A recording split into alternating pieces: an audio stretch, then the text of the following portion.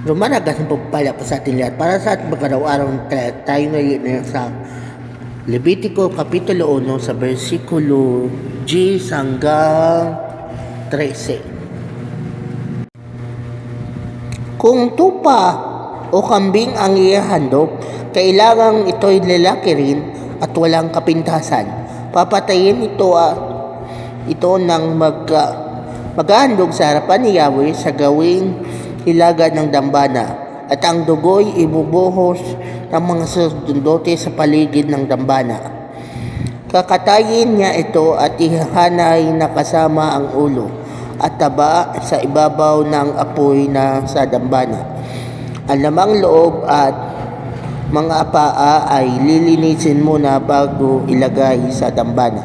Pagkatapos ang lahat ay susunugin bilang mabangong handog sa akin.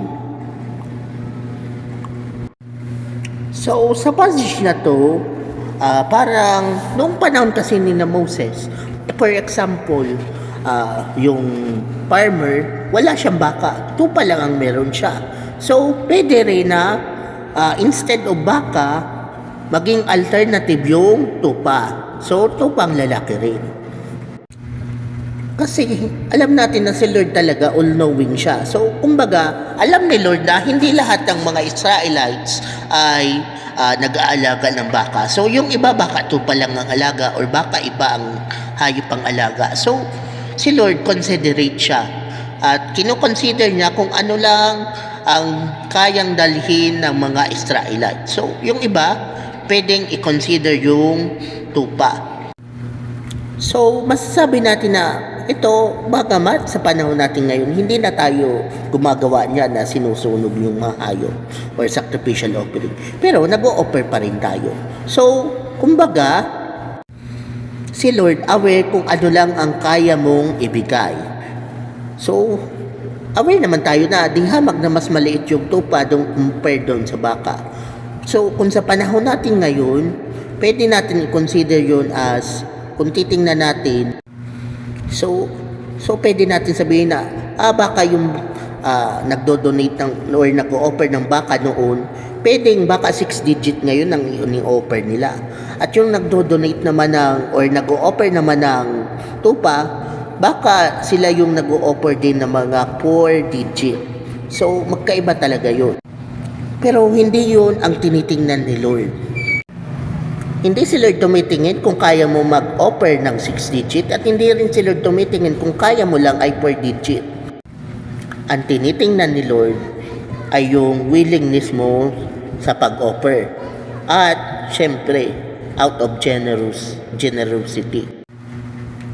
Kasi si Lord, kahit noon magpahanggang ngayon, sensitive siya. At kung consider rin niya yung financial resources mo, kung ilan lang ang kaya mong ibigay. Pero, iginagalang pa rin yun ni Lord. At yun ay tinatanggap niya pa rin bilang iyong offering. Kasi nga, hindi yung malaki or maliit ang tinitingnan. Ang tinitingnan sa pagbibigay ay yung puso mo. Kung ikaw ba ay nagbibigay out of your generous heart, or baka nagbibigay ka naman ng malaki pero nagiging financial manipulation na pinamanipulate mo na ang mga nasa paligid.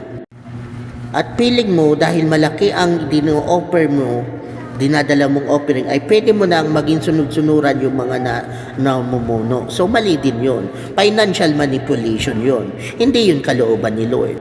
So, tandaan natin na sa offering, ang tinitingnan ni Lord, yung heart. Okay?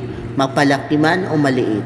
Say no to financial manipulation. Say yes to giving or yung offering na with yung out of generous heart. Diba? Ganun ang kinalulugdan ng Diyos.